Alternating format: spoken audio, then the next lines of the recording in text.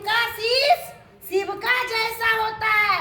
शिव का आचरण होना चाहिए, भाव होना चाहिए। आप दूर से देखकर बताओगे, अमीरी गरीबी भी नहीं देख पाओगे। उनका पहचान ही एक अलग होता है।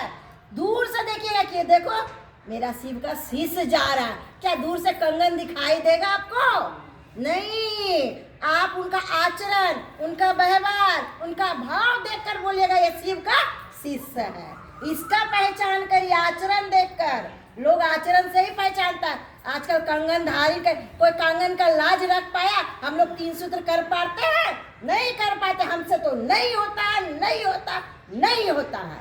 3 सूत्र हमको नहीं होता है।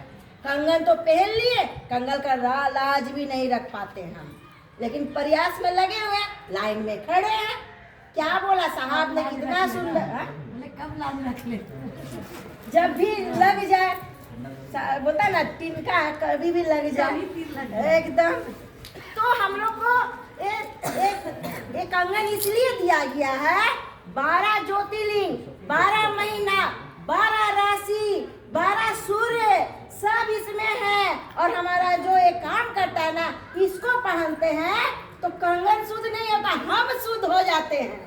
इसीलिए ये बार बार कंगन कहलाता है कि तुम 3 सूत्र करो। ये 3 सूत्र को याद करवाता है। क्या ये कंगन का काम करता है? 3 सूत्र जब भी पहनते रहे, हम तो शिव का शीश, आज हम एक भी लोग को नहीं जोड़े।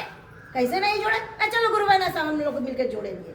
ये 3 सूत्र का काम करता है, यानी कंगन याद दिलाता है मैं एक शिव का शिष्य हूँ, मुझे दूसरा सूत्र लोगों को जन जन को बताना है। ये ना तो ये कंगन का बहुत कहानी है, तो आप कितना लीजिएगा? वही ना बोलता है कि मैं हूँ सजनी मील का पत्थर, अंग पढ़ो चुपचाप पधारो, मत आरोपो अपनेपन को, मत मुझ में देवत उतारो। साहब किलोमीटर दिखा रहे हैं, चलिए ना आगे निकलिए ना। साहब किलोमीटर दिखा रहे हैं, इतना से इतना किलोमीटर गए हैं, आप किसके चक्कर में पड़े हैं? साहब के लोग बनिए, शिव के लोग बनिए, दीदी माँ भगवती के लोग बनिए, ऐरू गैरू नत्थु खैरू के लोग बन के रहिएगा। जगत में फंस के उलझ के रह जाइएगा। आगे बोलिए हम साहब के पास कैसे जाएं, साहब को अपना कैसे बनाए? जब साहब आपको अपना हो जाएगा ना, बोलता ना जो शिव है ना वो मेरे दिल का टुकड़ा होगा। कितना प्रेम साहब, ओ शरीर भी छोड़ रहे ना हॉस्पिटल में, तो हमारे गुरु भाई भाई के लिए बोल रहे हैं कि अरे देखो तो मेरे गुरु भाई बहन पानी पिया कि नहीं पिया, खाना खाया कि नहीं, लेकिन उसका आखिरी वक्त चल रहा था शरीर छोड़ने।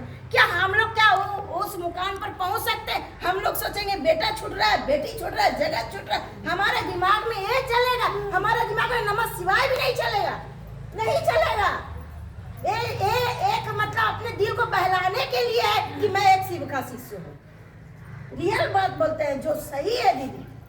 तो हम लोग साहब के ऐसा बनने के लिए ना, हम लोग लौकिक परलौकिक जितना भी कर लेंगे ना, कोई नहीं बन पाए। ये कितनों बड़े बड़े गुरु भाई बन जाए, गुरु बहना बन जाए।